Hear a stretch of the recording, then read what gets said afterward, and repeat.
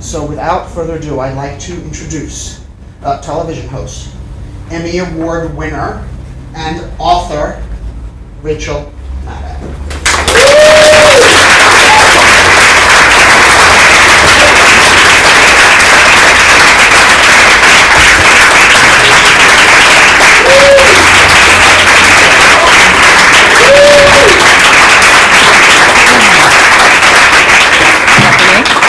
I feel like I won a prize. You run down through the audience, and you get a Pontiac. Well, you get a Pontiac. We've won the prize today, for sure.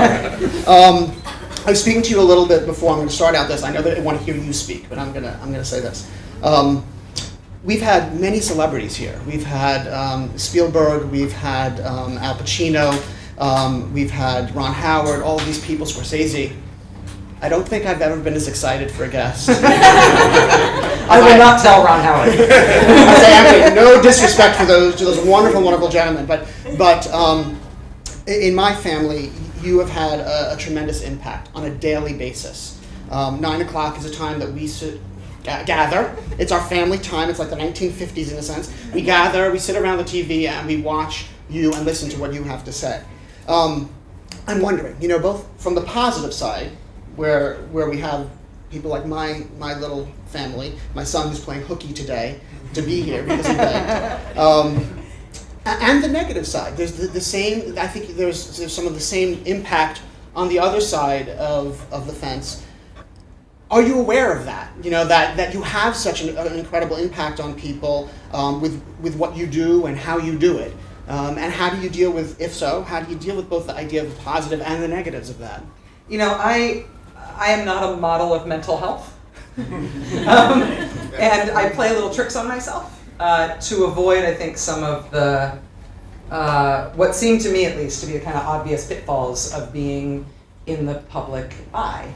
And you guys are thinking about being on, I'm not sure if you're thinking about on being both sides of the camera, but if the camera is trained on you, I think there is something that you're at risk of, which is that you expect that you have an audience all the time, and you think of yourself as an influential person, and I think that can both build up an evil ego, but it can also mean that you are essentially not thinking all that clearly about your subject matter because you're so focused on yourself in the world. Mm-hmm. I don't know if that sounds a little esoteric, but for me, I need to sort of trick myself into thinking that I don't have an audience, because I need to be focused on the stories that I'm telling. I really think of my job as kind of not just showing the news, but explaining the news. And I need to be able to explain it in a way that is rigorous, that is not, ripping it off anybody else, that is not exploiting it, and that is not all that cognizant of how it might land in the world. You start thinking about what effect you're going to have on the world in your authorship. I think it makes you pull your punches, or it makes you slant things in a way where you're trying to move the world in a specific way. I try not to think about it. And so when I do my show live from 9 to 10 every night, there are 2 people in the studio with me. Occasionally my girlfriend comes and sits in the studio, and that's okay. But other than Susan, it's Jackie, who's my floor director, and it's a nice guy named Dan who runs the gym camera. And I just think about them. I think that I try to talk myself into the idea that they're the only people who can hear what I'm saying. Because if I think about you and Caleb watching me at home, I think you outthink yourself a little bit. Mm-hmm. No, I can totally understand that. I would imagine for you, in the way that when I watch you talking about what you talk about, that the material also really helps. Because it seems to me that you love the material. Yeah. Like whether it's a good news story, like something positive, or something negative, you love to talk about it and are excited about it. As much with the negative as the positive. And I think that probably helps in a way. I think in broadcast, in broadcast journalism, the camera is a little bit like an X-ray, and you can tell if the person on camera has done their own work, has done their own reading, has come up with their own ideas, or if they're just reading something that somebody else wrote for them. Mm-hmm. And I can't take it away from anybody. If somebody's doing 5 hours on the air or something, and they've got a long stretch, or they've got to cover so many things they can't possibly read in on all of them themselves. I know some people do just have to read stuff that producers write for them, but I'm a bad actor. I can't do that. the reason it seems like I'm into it is because I'm actually into it. And that means that I have very long days and I do all my own research and I do all my own writing, and yeah, I get fact checked and I get helped and I get drafts from producers, but I really am doing all my own work every day. And that is what I think you're keying on. And you just can't, you either can fake it or you can't. And better journalists, or better broadcasters than I am can fake it and make you believe that they did the work themselves when they don't actually know what they're talking about. But when I don't know what I'm talking about, it shows. I mean, I think that's a huge takeaway for the students in the room in terms of when you get out there talking about trying to at least have the opportunity to talk about what interests you and what you find affects you, because it makes the work that much easier and that much more relatable too. I mean, if you're out covering a story and you are telling a story that people know something about already, let's say you're out covering the Baltimore riots. And you're out there as a digital journalist working for a news network or working for a website, and they've assigned you to be a DJ, which means you're on your own and you've got a camera and it's got a microphone attached to it, and you are filming other people and you are sometimes filming yourself, and you're out in the streets figuring something out. Whatever moves you while you are there covering it is probably going to move your audience. The thing you have to do is figure out a way to convey what it is that made you have a feeling in a way that may give your viewers that same experience. So it's not going to help for you to be out there in the streets of Baltimore saying, this is about 25-year-old Freddie Gray who was killed in a mysterious encounter with police where they haven't figured out what caused the mortal injury that put him in a coma and he died 7 days later, and people in Baltimore yes, everybody knows that. Everybody who's interested in the story already knows that. If you have experienced something in covering it that made you see it a different way, or that made something about the depth of it sink in for you, recognize your own feelings, your own reaction as a news consumer, and then package that. Try to wrap that, try to tell that story in a way that's going to move it, be moving for other people. And that's what I do when I read all day. You know, I'm usually not out in the field. I'm usually processing written material and transcripts and tape. And when something moves me, I pay attention to my own feelings, stick a pin in that, and then try to make sure that gets into our broadcast about the show. So it's very personal, but it does mean you have to kind of show yourself a little bit. Yeah. Vulnerability. Yeah. I usually do these where we talk for a bit and then it gets open to questions, but because Rachel brings up very interesting things as she's talking, if something comes to mind based on what Rachel is saying, raise your hand, because I'd be happy to hear from you, because there's so many great nuggets here. I'm going to go to a little history now for you, which I think is valuable for a lot of the students to hear. Stanford, public policy, undergraduate, Rhodes Scholar, went on to Oxford and got a doctorate in philosophy and politics. As you're doing that, do you have any idea where you're going? Like, do you know where you're going to wind up? No, I'm not a planner. As I said, not a model of mental health, also not a planner. I was an activist for my whole young adulthood. So I grew up in the San Francisco Bay Area. By the time I was coming out as gay, when I was 17, that was 1990. You know anything about the history of the AIDS epidemic? Really, it was 1987, which is sort of the start of the epidemic. By 1990, in a big gay community like San Francisco, a lot of people were dying. And so as a 17-year-old, and certainly as an 18-year-old, 19-year-old, 20-year-old, 21-year-old, I had the strange experience of being a young American who knew a lot of other young Americans who were dead and dying. And that's just an experience that we don't have as a culture very much unless you're in the armed forces at a time of war or some other specific circumstances. So that was very galvanizing to me, and that was really the center of my world. And so I was in ACT UP, and I was in various activist movements. I worked my way through Stanford by trying to put together coursework that would help me be the best AIDS activist. Because I wasn't aiming at anything that I was going to do in the future. I was being an activist right then, and I wanted to get better at it. So I took statistics courses because I thought I needed to be better with the statistical part of the arguments. I took philosophy courses because that was about rigor in argumentation. I took history and politics courses because I wanted to understand the context of what I was doing. In public policy, I did a concentration in health policy, even though it's the most boring freaking field of policy you could possibly study. But because I was arguing with health economists about whether or not the California prison formulary should include the more expensive AIDS drugs or whether it wasn't worth it because they were prisoners. I was engaged in actual work, and I was trying to get help for my work, and that's how I picked my that's how I picked my course of study. I eventually did my doctoral dissertation on AIDS in prisons. And so I wasn't thinking ahead at all. But I think I was, sort of by virtue of that experience, I was wired in a way that I wasn't supposed to be thinking ahead. When you know people who are dying young, you don't think about, what do I want to be when I grow up? So it's staying in the moment. Staying in the moment, also having work to do. And that's just what I did. And so, because of the AIDS in prison stuff, I ended up working a lot with the ACLU. I worked on long, difficult campaigns to try to get prisons desegregated by HIV status in Alabama and Mississippi. So in Alabama and Mississippi at the time you go in, they would forcibly, without your consent, test you for HIV. If you're HIV positive, they put you in an HIV wing of the prison, and once you were there, you couldn't get parole. Because you couldn't get any classes, you couldn't go to chapel, you couldn't do any anger management counseling or anything else that the parole board would want you to do in order to shorten your sentence. And so by virtue of being HIV positive, you lose your right to medical privacy, and they keep you in prison for longer, and by the way, they don't give you good medical care while you're there. This is a terrible situation. So that's what I was working on. And I figured once I got my doctorate, and I worked on that throughout my doctoral time, and I figured once I got that, I'd go back and work for the ACLU. But while I was trying to finish my doctorate, I started taking odd jobs because I ran out of money. And I had been doing my doctorate in England. I moved back to the US. I really was doing very odd jobs. I mean, I was a delivery person, even though I had a car that broke down every 3 days. I worked in a coffee roasting factory, and I was terrible, and I broke all their equipment. I was like a handyman who literally exploded a faucet at one point. I was terrible. And one of my terrible jobs was as the sidekick on a morning radio show. I did it on a dare. And you got it through a contest, wasn't it? There was a contest. It was for the Dave in the Morning Show in Massachusetts, where there was a contest for a sidekick, and Rachel won the contest. And I started the next day.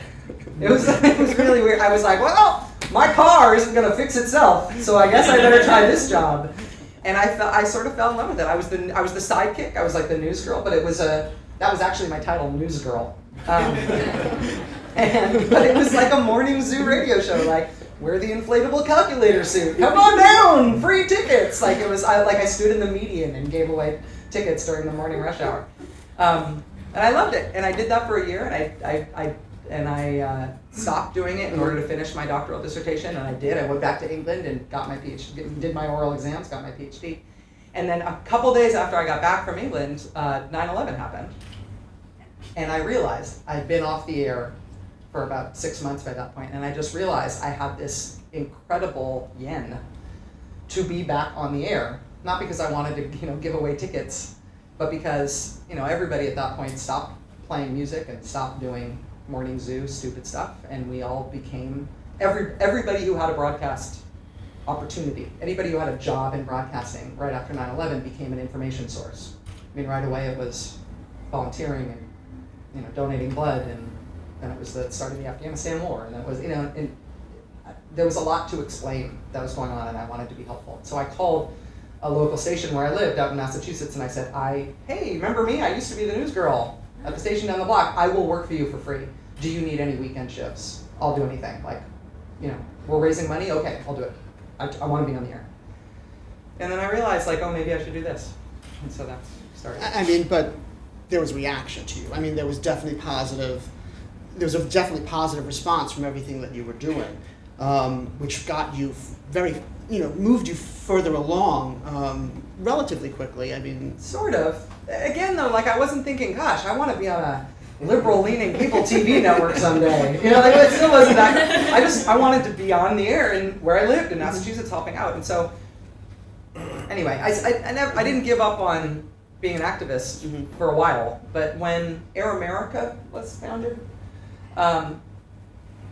First, it was funny because Air America was the name of the secret CIA Air Force in Vietnam. I was like, really? We're naming ourselves after that? Okay. That was already a thing, right?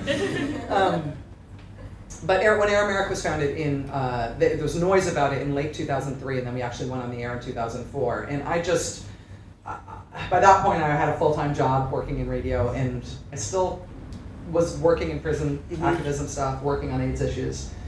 But I thought, this might be my one shot. There's never been liberal talk radio before. The AM dial is religious, sports, Spanish language programming of all kind, and right-wing talk radio. Like, there was no such thing as left-wing talk radio. That's never existed. Like, the only thing that wasn't right-wing was the stuff at late night about UFOs. Like, so, which I love, actually. But I realized that was a chance. Mm-hmm. If there was ever going to be a chance for me to do this as a real gig. And so I kind of forced them to hire me. They didn't want to hire me. I really pulled out all the stops and made them hire me when we started. And that was 2004, and that eventually led into TV. And then from Air America, that is where the recognition came to start doing guest appearances on MSNBC. Yes, okay. On MSNBC and CNN and other places. My first ever appearance was on a digital channel that no longer exists at ABC. Had like I don't remember what it was, but it was me and Pat Buchanan. Because the way they booked people, that was always like, let's get a left-wing person and a right-wing person and make them fight. Punch and Judy show, it works forever. And when Air America was founded, all the bookers in cable TV thought, oh, we've got a new stable of liberals. Mm-hmm. They already have the conservatives, but now here's a group of people who all work for Air America who you can hire, and you can count on the fact they'll be liberal and they'll fight with the conservative. So they picked me to fight with Pat Buchanan, which was hilarious. And at the end of it, he said to the host, we went off camera, but it's digital, so I can still see the camera running because there's no commercials. So it's kind of this weird thing. We're not broadcasting anymore. Nobody was watching. But he said to the host, and I could hear him, hey, I like that liberal girl. You do. And that's how he became Uncle Pat. Like, oh, he was great. And he really asked to be booked with me on future appearances. And he was doing MSNBC and CNN and all these places, and Uncle Pat would request me as his sparring partner. It's freaking awesome. I think that's kind of the key thing. I mean, because from there you guest hosted for Keith Olbermann, which was the big kind of spot that took you over. Yeah. And in one of your hosting gigs for him, you had the highest ratings for that news program in the demographic that they're looking for, which is 24 to 54, something like that. So there's something special. What it worked for whatever reason. What do you think it is that, I have my ideas of what it is, but that's only me. But what do you think it is that allows you to talk about stuff that's very divisive, especially nowadays, yet, and while there are still the very, harsh, right critics, everybody still wants to listen to you. There's something what do you think that something is that allows you to be more palatable than some others that try to do the same thing? Oh God, that's an impossible question. It's a great question. I wish I knew, because it doesn't always work, Honestly, what I try to do, and this sounds like a gimmick, this sounds like come up with a mission statement and then you never remember what it is again. It's like make work in a classroom. But we ended up sort of by accident coming up with a mission statement on my show that I think about every day, and that helps me make a decision every day on what we do. And it is that our mission is to increase the amount of useful information in the world. There is a lot of information in the world already. I would like that information to be of more use. And so I think that by making it memorable, explaining it in a way that gives you good context, and by always being factually accurate, so you can take it to the bank, so you don't have to be worried about that while you're listening to it. Amazing in today's day and age. Well, yeah, corrections are important. That helps me decide what to talk about, and it helps me decide what not to talk about too. Part of if you're choosing a subject for a news segment that you're going to work on, or you're choosing the subject for a pitch, don't just think about what people are already interested in, because what people are already interested in is probably something that other people are trying to explain or answer for them already. What can you add more useful information to? There are stories that come up that people are really into where I can't add anything. And so we don't do it, even if it is a really important story. Like sometimes for me, it's something kinetic, like if there's been a plane crash, or there has been an earthquake, or there has been something else going on where you're not going to learn about it from me because it happened way before I'm on the air. And I'm not actually going to put it on my show, even though it might be important, because I can't add anything that you don't already know about this subject. And so me just touching it and explaining a thing you already know it's not going to hold your interest because there's no reason to watch me doing it. So it's hard. It's hard every day to figure out the right thing to cover and the way to cover it. But unless you are adding some useful information that people don't already know, it is likely that you will bore your audience with it. And so it's a strategy for life, but I definitely think it's a strategy for news telling. What do you have that other people don't have? And if you don't have something unique, how can you get it? And once you've got something unique, how do you showcase that? So you're grabbing people with something they don't already know.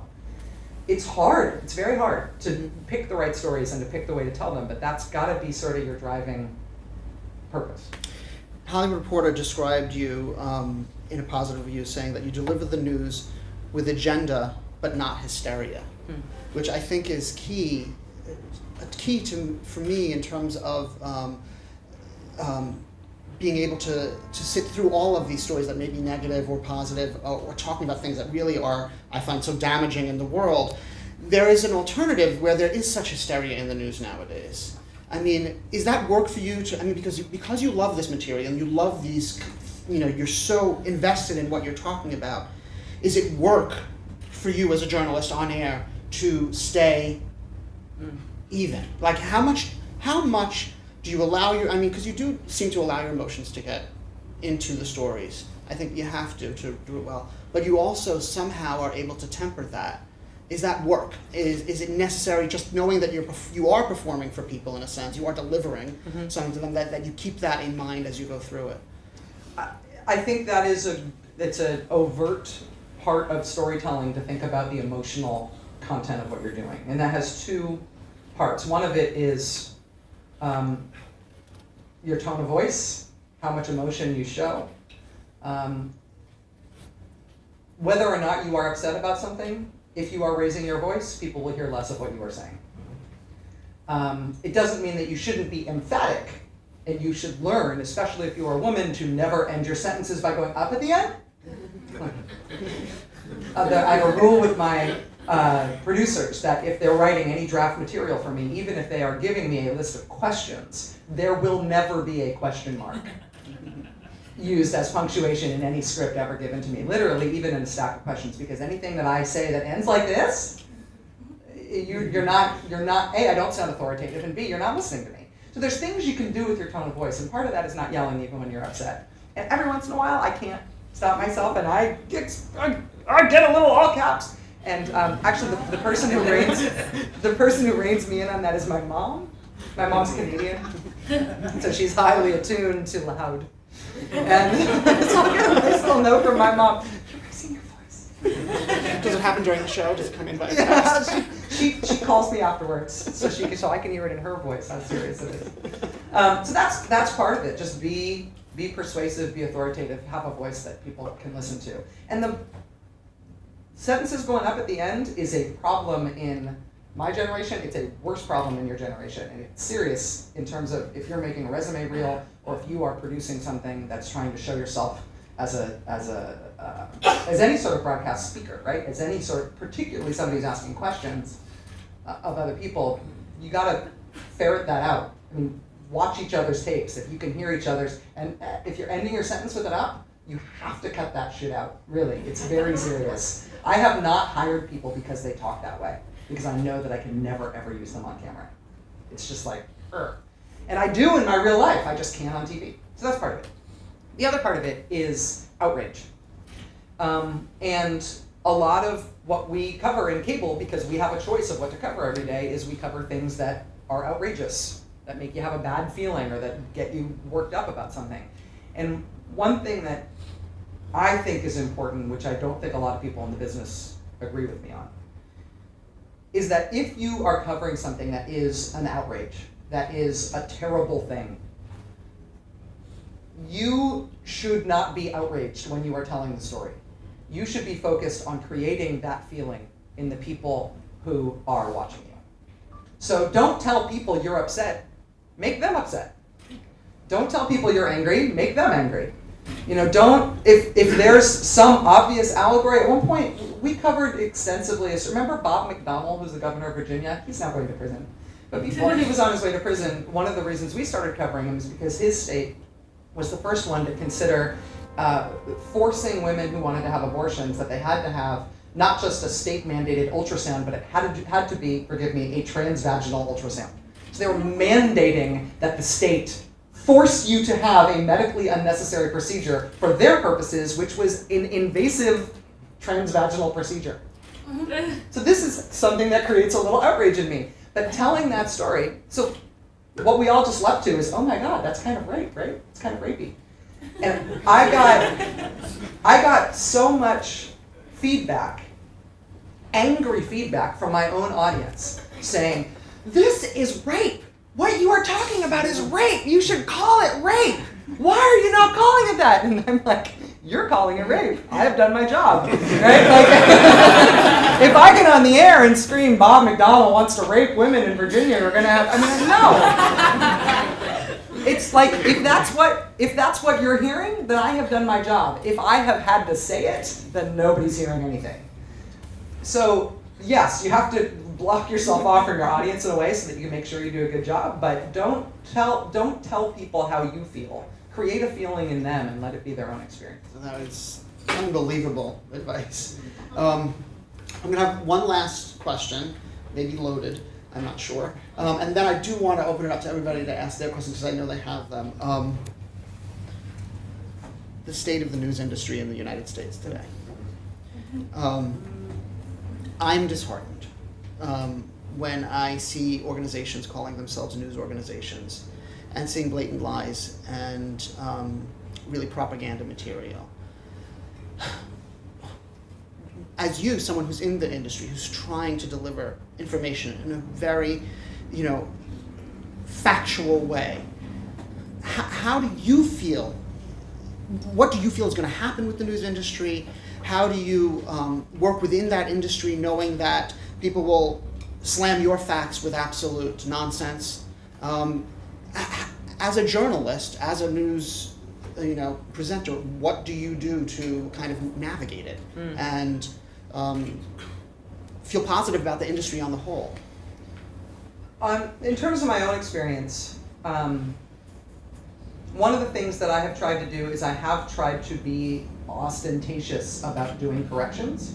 We have a tradition in this country, a journalistic tradition of newspapers running correction and have corrections and having ombudsmen and it's not a big deal. It's not a scandal that in every paper, almost every edition of every major paper, they'll have a little section. It's looks like a little classified section, and it's basically errata. It's basically things that were wrong that they're putting on the record and being right. That should be done in every form of journalism. And so it is weird in our mores about television journalism to have somebody go on the air and say, I got this wrong, or I don't think I got this wrong. The people who are the subject of this report that I just did are complaining that it's wrong. Here's where they might have a point. Here's where they're not, right? Explaining that kind of stuff, explaining the factual basis of what you're doing. I have basically tried to popularize that. And it's funny because people who criticize MSNBC, I think for ideological reasons, will, every time anybody does a correction, they'll be like, MSNBC did a correction! You believe these guys? They're so terrible, they got something wrong! And it's like, you can try to make that look like a bad thing. I kind of think people think that's a good thing. So that's part of what I've, in a small way, what I've tried to do. The other thing, if we're being honest, that happens in cable that doesn't necessarily happen in other parts of journalism is that we get to make fun of stuff. We don't just get to report, we get to point and laugh. And so I try to point and laugh at poor journalistic standards. So there's a lot of material. Well, there is a lot. I mean, you have to pick and choose. You don't want to be so self-centered that you're only talking about the media that only talks about the media. But if you do have, a major anchor on another network saying that he was covering a war that he was never at, Bill O'Reilly, you didn't go to the Falklands, it didn't happen. You've never been there still to this day. Argentina is not the Falklands. They're out there a long way away. Buenos Aires is not the same. It's an island. That's what the island's part of Falkland Islands. So that's worth pointing at. And that's, that goes down to cable news wars, and they see it as just us scrambling for competitive advantage.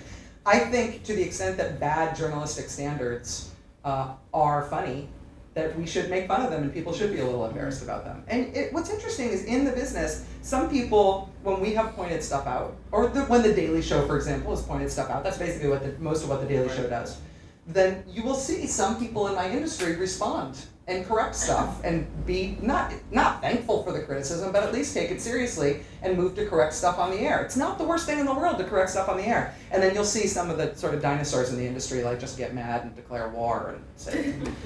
So that's been an interesting thing to watch. In terms of the industry structurally, the thing that is the great worry, I think, for us as a country, both for journalism but also for our democracy, is the dying job of reporter. Mm-hmm. You know, like that, if we're going to use citizen self-reported social media instead of reporting, and the facts aren't going to be, double checked, checked with two sources like we always do, and edited by a professional editor and put up against NBC News standards to make sure that we're publishing things that are only, that we can stand behind. If you lose that vetting system for facts, and anybody who said something is now considered to be a reporter because they said something, we're at risk of news not being news anymore, not being journalism anymore, and instead just being entertainment. So, if there is something we need to do, it's that we need to have journalism classes in junior highs and high school. There need to be student papers. There needs to be a professional class of employment that is being a reporter and being an editor. And we need to fight to retain that just so we end up having a good free press in this country. And I don't know that we've got a good strategy around that.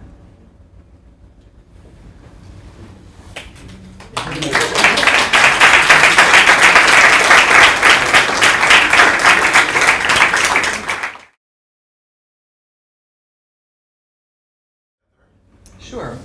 And my show isn't like every show, in cable. Like even just this week, we're talking about the Baltimore story. The guy who's on an hour ahead of me is Chris Hayes, and the way that Chris's team decided to cover that was to send Chris down to Baltimore and put him on a street corner where there were a lot of people protesting and angry, and have him talking to people all day, wrangle people, find out interesting things going in the story, take a camera with him. And he's not taking a big crew. He's taking probably, he's a primetime anchor on our network. He's a big deal, but he's probably going out with a crew of 3 people, camera, sound, and wrangling. And they're sending him out to cover stuff throughout the day, and then we're putting him on the air without a teleprompter, or in some cases, very minor prompter, and he's broadcasting from the streets. No makeup, one light, reporting on stuff as it's happening. So that's how they handled it. They decided not to send me to Baltimore and instead have me in the studio asking for what I want in terms of what kinds of scenes I want to be able to put on the air. So I said, I want to be able to go to our reporters, Joy Reid and Tremaine Lee, and I want them to be explaining to me what they can see where they are, but then I want them also to be grabbing real people who are near them on the streets, who are participants in this, so they can speak for themselves. I don't want to go through the rigmarole of rigging everybody up and making them a formal interview subject so that they can hear my questions from back in New York. Tremaine, Joy, you just go, talk to them, use your own judgment in terms of how long that interview should go on. I'll feed you a question for them in your earpiece if you want it, but then otherwise, I'll conduct basically from New York while you guys are on the street. So a week like this, we have very, people doing my job at very different prep systems. Without something like this going on, my day is, I go to work at noon. My staff has already, by the time I get there, all the senior producers have talked about what is likely to be on the show. The booking producers who book people have made advanced forays into who they think we might want to have on the show, and it never works out because I always change my mind at 4 p.m. I send people a lot of bottles of wine and apologies for booking them and unbooking them because I'm not a planner. By the time I get in at noon, I have read a very, very, very long news note that's produced by one of my senior producers, and they've already had a conversation. I get in at noon and read until 2 solidly at my desk. And that is preparing for a news meeting that I have with my entire staff that involves everybody down to the people who cut tape and the interns. And they give me what they think the universe of news is for the day. I ask them questions about it, cross some things out, add all my own stuff. I usually add about as much as they've been able, myself, as much as they've been able to put up there already. Then we hash it out in terms of what seem like the most important 6 stories of the day. And then I, in front of this big group of people, while we're having a back and forth about what's important and who we might be able to book and what other what other shows might be bringing to the subject and what's likely to happen over the course of the day. I, out loud, try to give an outline of how I think the story arc of each segment is going to go and what I'd like to talk about. Segment producers start, then we disperse. Segment producers start doing interviews, doing reporting, pulling research. Tape producers and researchers start pulling together research material, start making physical graphics, start building maps. Maps are the bane of my existence. It's impossible to do mapping on television for some reason. Everything always looks like it was made with a Fisher-Price freaking Etch-a-Sketch 1970s Atari pixelated nightmare. I freaking hate it. So we start working on maps early. And then I meet individually with segment producers. Occasionally I will just throw the segment producers' work out, just write the whole thing myself. It's unfortunate, but it happens. And then we write and research and write and research and write and research all day, right up until like 8:46 p.m., which I get up every day and run to the makeup room, and then I run from the makeup room to the set, and I arrive like 15 seconds before the show starts. It's an incredibly, incredibly stupid system. Nobody else is that disorganized. But it works. Sometimes, knock on wood.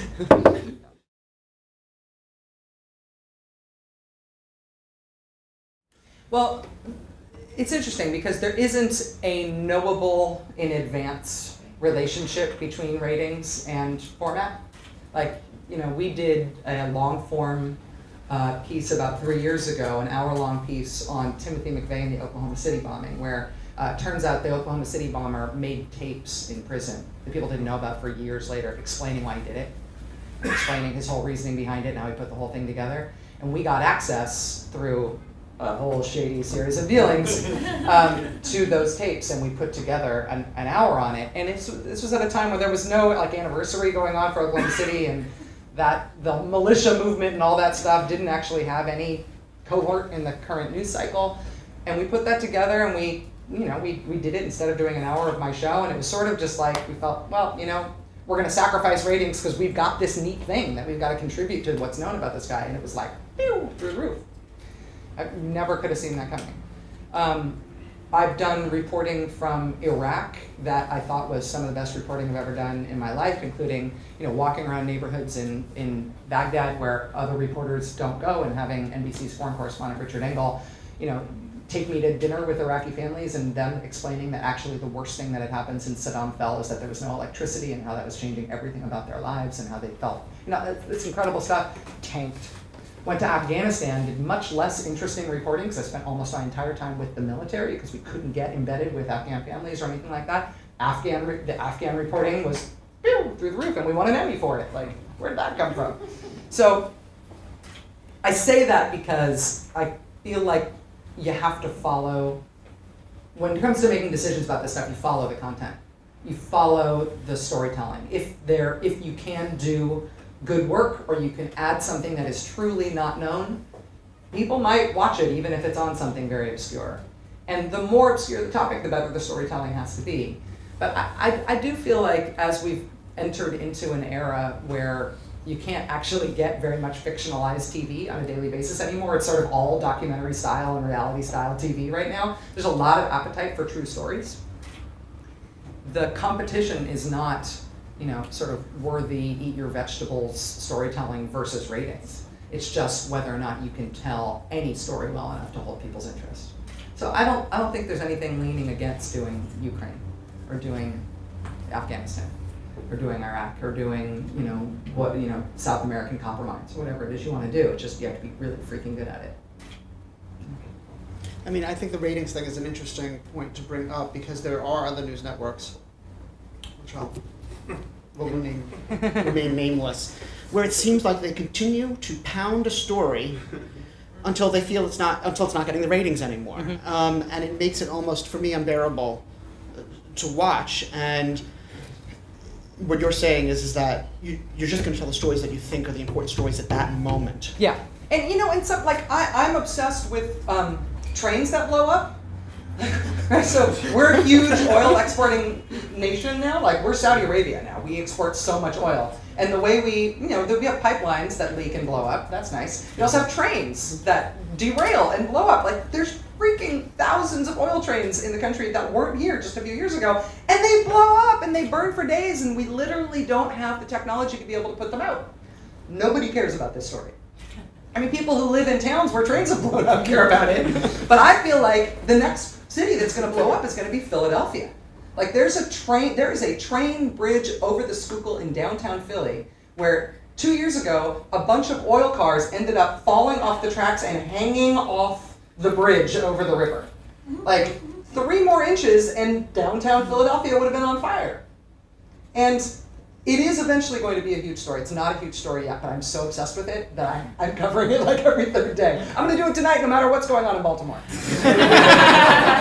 And I have incredible driving faith in this story, and it's not being rewarded. But I'm going to do it, not because I'm trying to get anybody else to do anything, but because I do feel like this is a story of importance. And so eventually somebody will, call me from some other floor and say, enough on the oil trains. But I'll fight for it as long as I can. I think what you're also identifying too is that there's something else that happens, particularly in cable and sometimes in broadcast, which is that sometimes executives, more likely than hosts, but occasionally hosts, I think more likely executives, decide that they desire a political outcome in the world, and so they create a story that they think will achieve a political outcome, and then they just drive it and drive it and drive it as a political operation. That people accuse us of that at MSNBC all the time. That does not happen at MSNBC. The guy who's the president of MSNBC, I don't even know if he's a Democrat. Like, I don't even think he votes. He's not Roger Ailes, He's not an operative who's trying to get something to happen in the world. But there are places where that happens. Mm-hmm.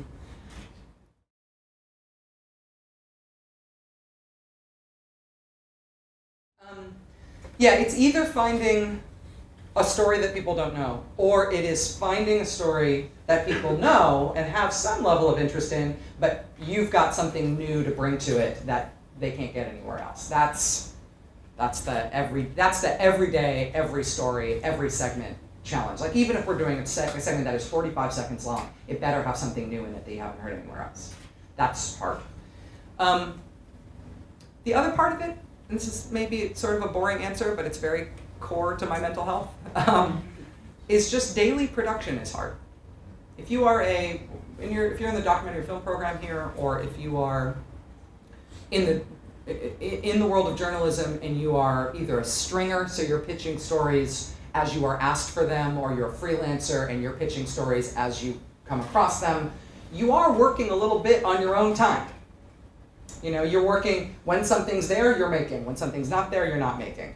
We have to make every day, right? Six segments, new content, new angle, something fresh, 5 days a week, 50 weeks a year.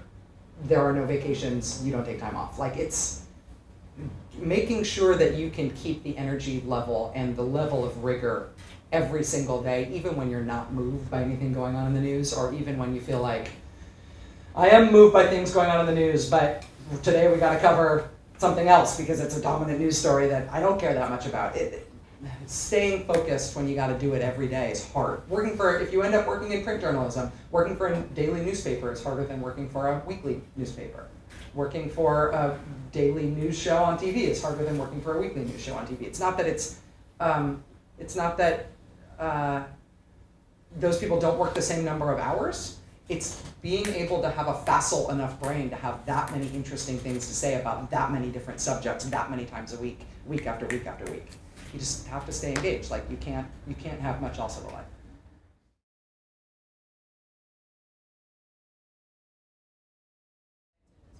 Mm-hmm.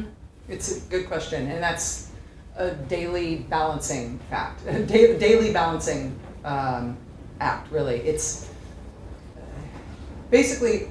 If I'm trying to increase the amount of useful information in the world, I want to tell you a story in a way that makes sense to you, that brings in contextual factors that are both true and that help you understand it, that help you remember the story and understand something important about it. In order to do that, I'm not going to just download a spreadsheet of data onto you and let you connect the dots. There is some dot connecting that has to happen. I need to say, when last night I was talking about how criminal justice reform is all of a sudden this surprise issue in the 2016 presidential debating. And nobody expected this, but I decided in so doing, that one of the relevant contextual factors for explaining that would be Bill Clinton's 1994 crime bill, which was this huge tough on crime bill that really changed a lot of things about policing and prisons and mandatory minimum sentences and drug laws and death penalty and all this stuff.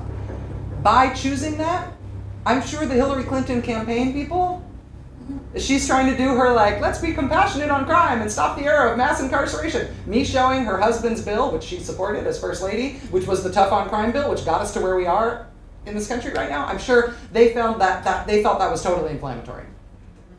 They object to that being relevant context for this discussion right now, I would guess. But I think it's true. I think it was real policy. I think it's actually how we got to where we are as a country. I think it's an interesting counterpoint to the kinds of claims that Secretary Clinton is making right now. And nothing that I'm saying is untrue. And you can fight with me on the context, but this is my news judgment as to what is relevant. And that takes a little, you gotta make sure you believe it, because they do have a case to make that you picked the wrong thing to explain the story. But you have to be open to criticism. You have to recognize that people feel, differently about it. I once had a story about a neo-Nazi guy getting into a fist fight on a chairlift at a Utah ski area. And the chairlift owning mountain people got very angry and sent me a very angry letter because I did not make clear that the fist fight actually happened once they were off the chairlift but in the line to get off and get back onto the mountain. So they did not want to create the impression that their chairlifts might be unsafe because they were swinging around while people were fighting in midair. They were on the chairlift, but they had just gotten off before the punches were thrown. And I was like, I get why this context is important to you. I think I can still say these guys were fighting on your chairlift. So it's judgment, and it's part of the reason that we want our people in news to be good people and not to have histories of lying.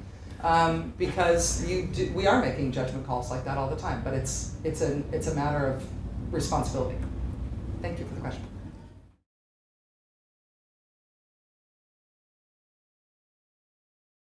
No, that's a very good question. I am the final arbiter of what goes on my show, but that doesn't mean that I don't take advice. And so that's part of the reason that when I do my news meeting every day, some people in the business don't like to do a big meeting because they feel like they don't want to tire out the host, so that, and so they'll have their staff members meet with everybody else and then just have the top staff meet with the host. I like to meet with everybody because when we are deciding what's important enough to go on the show, I want to get lots of people's input. And so some of that is like, I've got one guy on my staff who's really, really good on energy issues. I've got somebody on my staff who's really, really good on the Middle East. I've got somebody on my staff who's really, really good on state politics, and so especially obscure states, like she's a little OCD about like states you've never heard of. Like Nebraska has a unicameral legislature, right, Laura? There's people who have areas of expertise, and so I want to be able to tap that expertise. I also sometimes want to go randomly to people who are on the staff who don't have subject matter expertise in what we're considering to say, you, Valentina, does this interest you? Like, you don't have any expertise on this. Between these two stories, what do you like? So that's part of why hiring and firing is important, because you got to have people who you trust around you, because I take a lot of advice from the people who I work with. It doesn't mean that I'm not in charge, but I need advice all the time, and that's why we meet as a group. Okay, I have one last question. Okay, Rachel, because she used to get to work. Future for Rachel Maddow. I know you're not a planner. Right. I'm going fishing tomorrow. In 2010, somebody tried to insist that you were getting into the political arena, which of course was not true, and you vehemently denied it publicly. The question is that something that you've ever thought about really doing? I mean, you love politics so much, and I have a second part to this question, but I'll ask that part out there first. Is it something that you thought of doing? Could you imagine doing it? Any plans to do it? No. I love politics. I think that our constitutional democracy is a terrible and corrupt system that does not produce good outcomes, that is better than any other system in the world. And so that's a complicated feeling. I think that I think that actually being a member of Congress is one of the most honorable things that an American citizen can choose to do, as being, especially being a member of the House of Representatives representing 600,000 people, being willing to go back up before those people every 2 years, take their concerns to Washington and make sure that not only what's going on locally in that district is attended to, which is still your job if you're in Washington, but your district gets its fair share in our federal system with 330 million people, and you have more power as a unit, as the House of Representatives, theoretically, than the President of the United States does, and you're willing to be part of it. It is a totally honorable thing to do, and I think most of the people who do it are scoundrels, and if I had a child, I wouldn't let my child date them. And so I have very strong feelings on all sides of these issues of politics, and that's part of why I'm so interested in talking about how we run as a country and what works and what doesn't. I would be a terrible legislator. I don't want to ever raise money for any. I'm afraid of money. My mom's a gambler. I can't even scratch a lottery ticket. Like, the idea of asking people for money so that then I could be a politician makes me want to shoot myself in the head. So I don't ever want to do it. But all that said, I want to see in my lifetime a resurgence of respect for public service, and I have reasons to hope about it all the time. And part of that, I do think it is my job to point and laugh and shame when people in public service do wrong and corrupt, give being a politician a bad name and corrupt the system. Those people should be pointed out and named and shamed, but that's not because we should, not because politicians are bad, but because we ought to expect them to be good. And I want that to happen over the course of my lifetime, but I know it's not going to be me. Last question, which is maybe very difficult to answer, but who yields the greater power today in the political arena? The media, who is delivering stories about what's going on, sometimes very much with their own agenda on it, or the politicians themselves. I'm not necessarily talking about policy, although you can put that in there, but political outcome. You know, the outcome of who will our leaders be. Does the politician who's putting forth their ideas and thoughts have the greater power, or is it really the media who decides who they want to be the next? The media is a big group, though, right? The media is a big, diverse group. You know, which includes more than ever. I mean, more than ever. Yeah, I mean, like right now, there's, you know, there are currents of public opinion being formed on Snapchat and Twitter and Facebook that are unmediated by anybody who gets paid a big salary to work in a New York building and call themselves a journalist. Mm-hmm. You know, so there's, you know, what counts as the media? I don't know, public opinion is important. And there's a lot of different things that shape public opinion. Culture shapes public opinion, social media absolutely shapes public opinion, the media shapes public opinion, both old school journalism and new school journalism. There's a lot of, I think that public opinion has many authors. And it is very important. But politicians, to the extent that we're talking about news about politics, politicians create the weather. They really do. And we give weather reports, including weather forecasts. But they create the weather. They decide whether or not they are treating their office with respect, whether they're doing anything constructive with it, whether they are defying expectations, whether they're being constructive, whether they're being destructive, whether they're embarrassing the nation, or whether they're making us proud. Holding public office is an honorable thing to do, and there's a reason it's a high-profile job, and there's a reason there ought to be a lot of news about our politics. Those people have a lot of power and can do a lot of stuff, and we ought to make sure they do it right, and when they don't, that we make fun of them mercilessly until they quit. And that's my job. So.